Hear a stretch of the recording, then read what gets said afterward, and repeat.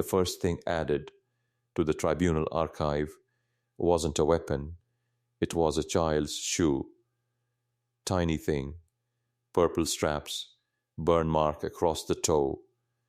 Recovered from nursery corridor 2, beside 47 dead pirates, and one dropped rifle that nobody ever fired.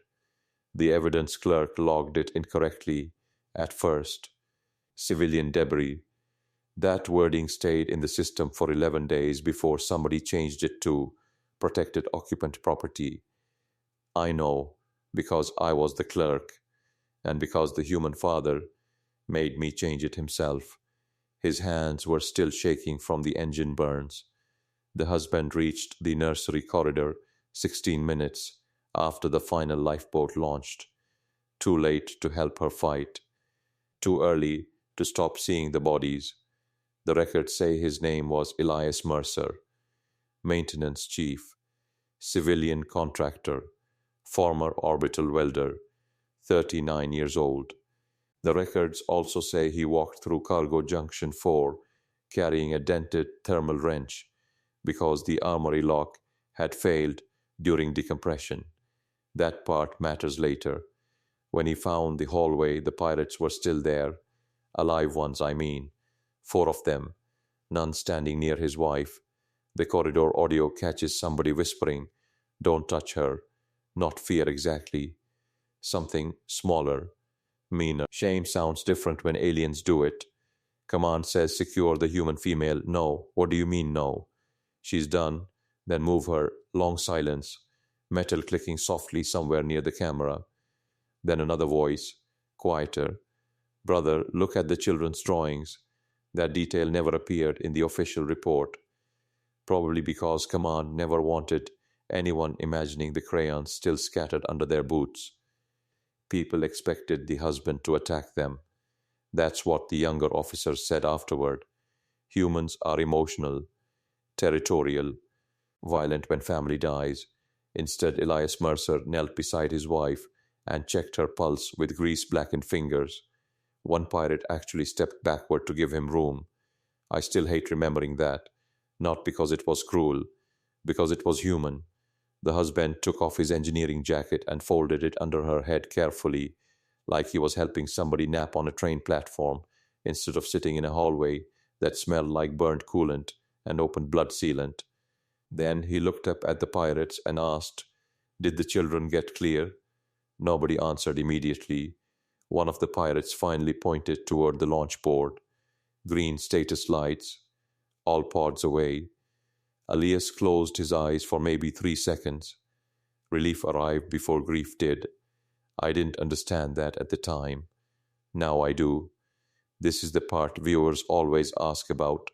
The pirates weren't arrested during the boarding. They were arrested because Elias Mercer locked the ship down afterward, entirely by himself.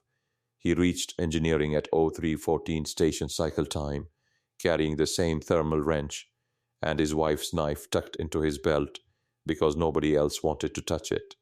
The surviving pirates tried to leave. Dock clamps never opened. Navigation never responded. External distress channels activated automatically every 40 seconds, over and over. Same message each time. Civilian massacre in progress. Bodies remain aboard. Automatic evidence preservation active. That wasn't military programming. Elias wrote it himself while his wife was teaching children emergency evacuation songs during long-haul routes. The ship had a hidden witness protocol. I remember the tribunal chamber becoming very quiet when they learned that. Officer Selruv refused sedation again before second testimony. "You omitted key information," the tribunal advocate said. "Yes." "Why?" Selruv kept flexing his palms under the table. Same habit as before. The husband changed things. "You already stated the human female delayed the boarding." "She did." Then explained the husband's relevance. The room stayed silent long enough for the wall lights to hum. Selruv finally answered. "He didn't kill anyone." The advocate frowned. "Then why are we discussing him?" Selruv looked directly into the archive lens for the first time. Because every pirate who survived the hallway confessed afterward, nobody in the chamber moved after that. Even the typing stopped.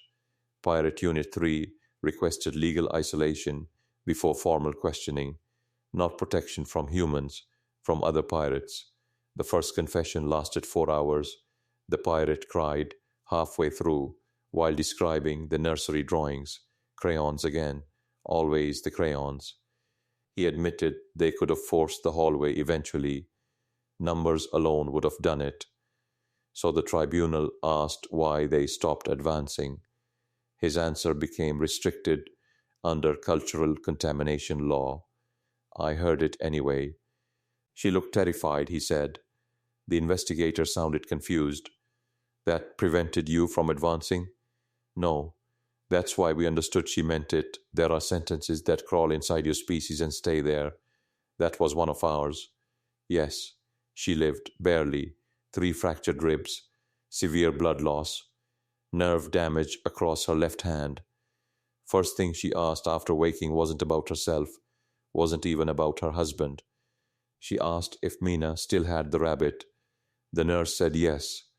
Then the woman cried so hard the monitors triggered emergency alerts across half the ward.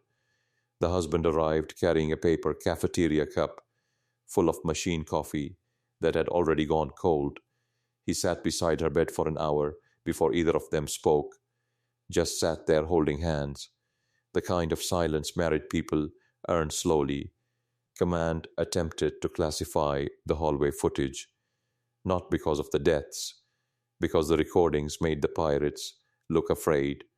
That was considered strategically harmful, so they edited the reports, changed civilian mother into trained insurgent, changed nursery defense into hostile ambush, changed children present into possible non-combatant rumor.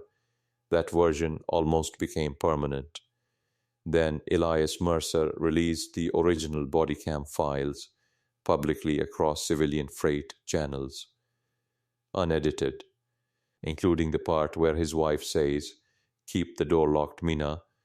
The public saw the hallway, the crayons, the shoe, the pirates refusing to step over children's drawings.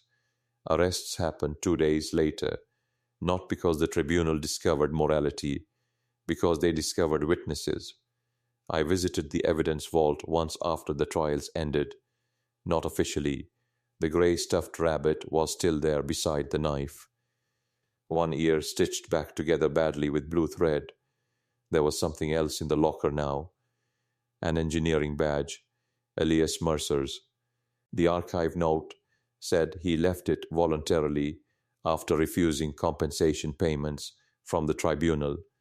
Under remarks, he wrote one sentence. Just one. She already paid enough. I stood there longer than I should have, listening to the climate vents click on and off above the lockers. Tiny sounds. That's the part that stays with people after disasters, not the screaming, the smaller noises afterward, the ones that prove the world kept going,